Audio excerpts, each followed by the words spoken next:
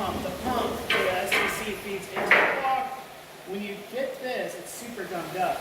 But there's a push fitting, like an Insta-Tight compression fitting, that just unplugs from the pump. We can see that more once we get it cleaned up. There's the compression fitting. The pipe just slips into it. They're John Green fittings, I think is what they're called. Next, you remove the hose clamp, take off the hose. If this thing gets gummed up, it'll give you a bad reading. So you want to clean this out once a month. This part's really important. When you go to take this off, the piston's going to be in a set point. You do not want to return this to a different spot than where the piston's at, because if the piston has like a range of motion from top dead center, bottom dead center right here, and and the block is like the piston's right here, and you put the block back in to be right here, the piston's just going to be whacking the bottom of the block, and it's going to screw everything up. You'll get a bad reading and everything. We'll get to that. Once you take this guy off right here, you undo this screw right here. Once the screw's loose, you can just wiggle this guy off. See how nasty it is. Yeah. This will get cleaned out as well. Lastly, you actually don't need to take the whole body off. I recently found this out. You can just take off the bottom end.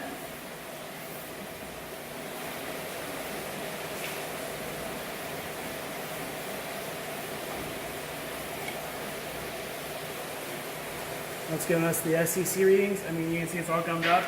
Probably giving a wrong reading. What we're going to do now is we're going to clean all this out with a hose. If you want to and do a really deep clean, I guess I might as well show you. You can actually take this nut off up here.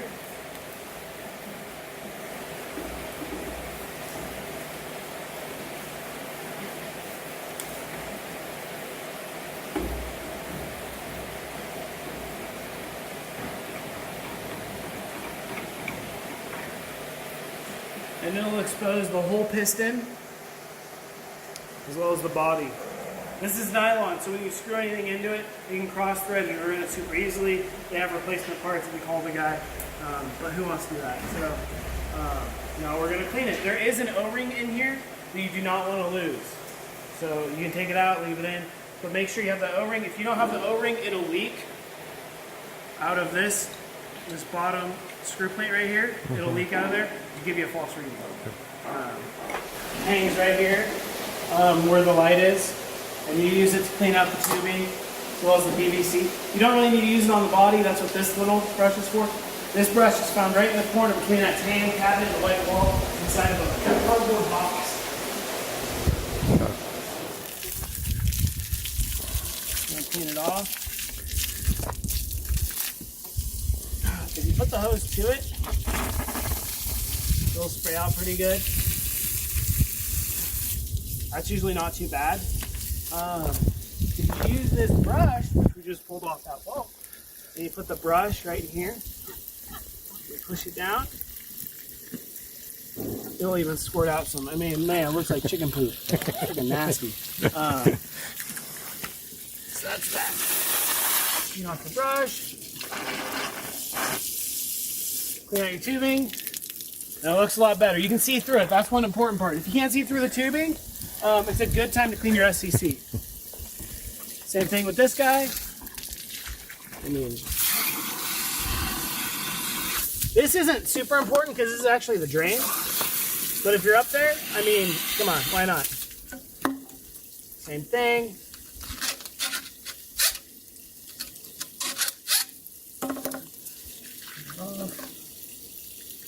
Here. FYI, plant 2, this drain has an O-ring on it, and it does not like to seal. So with that, I mean, my only suggestion is patience is a virtue. Or you can just put a little, like, colander underneath it or something, and just catch it and clean it out every couple of days. You won't need to often, but there's that. Lastly is the body. This one's super important. Don't drop it. Because again, it's nylon, so if you ding up a thread, you're totally shot. Put it in there, put it in here, put it in there. You can spray it out with a little bit of pressure, awesome. I'm trying not to get you wet, dude. Actually came out super clean. If you can't get it super clean, like if you're cleaning it up on the, with the body attached, you can use little brushes and stuff and get it good with the brushes. You want to be careful with a brush though, because brushes have metal on them, especially near the tip when it binds up. And if you scratch or score the nylon, again, nylon soft, you can damage the SCC and its readings. Sweet. Honestly, easiest thing to do, is lose the nut. Is to take a spray bottle.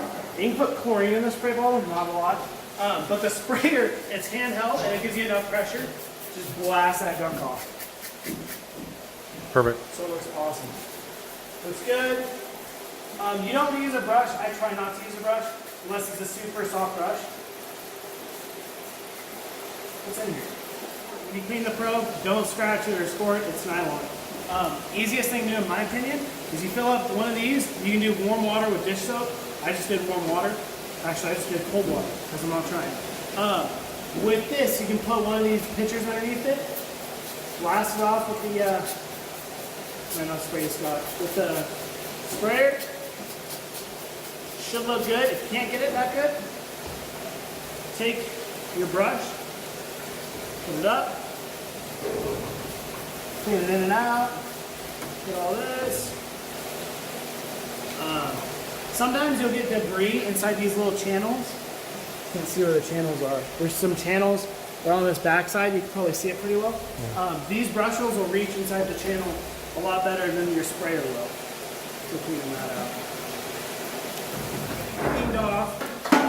You can turn the pump back on using an extension cord right there. Putting the extension cord into this cord goes to the pump. And what it's going to do is before you put in your plumbing up, it'll push water through the pump and out the hose. That way all the dirty water that's in the pump right now, it doesn't get put back in your SCC. Because we're cleaning the plant right now, we can't do that. Otherwise we'd be showing that. And then we're going to dive into putting this thing on. First thing you want to do is you want to look inside here. Right here is that piston. Hey, remember what I was saying about this thing hitting top dead center or not hitting top dead center? Well, you can actually spin it around right here and get it to its lowest point. Once it's at its lowest point, you take the body, put the rubber washer down, barb pointing the dealio, and you put the body up here,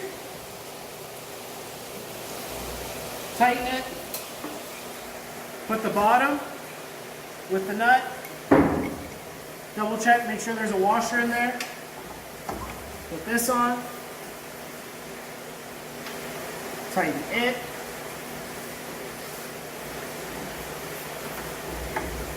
we'll do one final tighten in a minute. Take the drainage hose, put that on, make sure it's pointed down. If the thing's pointed up and you kick this on, it's going to start dripping water out of the body because it doesn't have a place to drain downstream. That's really a big issue right there with that one. This one, not so much. Because you can see the inlet and outlet are about very similar in height.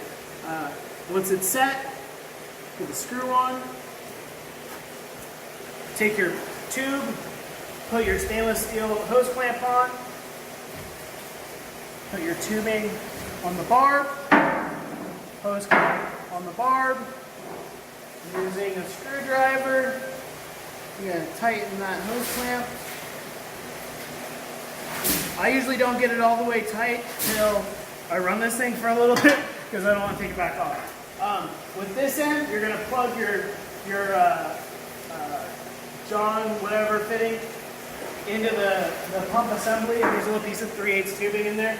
Just plugs right in.